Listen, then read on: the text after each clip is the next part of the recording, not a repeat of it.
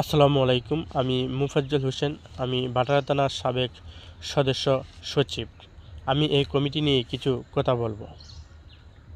মূল কথা হচ্ছে, ভাটারা থানা গণ অধিকার পরিষদের সদস্য ও ঘোষণার আংশিক কমিটি নিয়ে আমি স্পষ্ট বক্তব্য জানাতে চাই।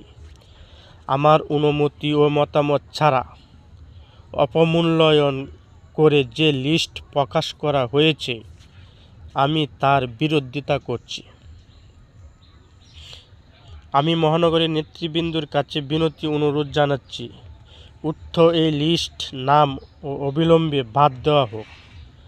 কারণ সংগঠনের প্রতি আমার দায়িত্বতা আছে, কিন্তু নিজের সম্মান ও অবস্থা নিয়ে আপত্তিও আছে।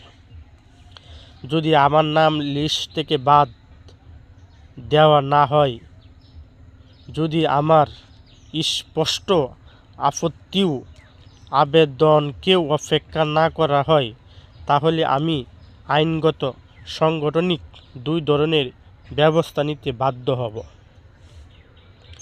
গণ অধিকার পরিষদের বিনামূল্যে রক্ত, ঘাম ও আত্মত্যাগ দাঁড়ানো একটি সংগঠন। তাই আমি কাউকে না জানিয়ে কাউকে অপমূল্যায়ন করে কমিটি চাপিয়ে দেওয়া সংস্কৃতি আমি কোনোভাবে মেনে নিব না। ধন্যবাদ সবাইকে।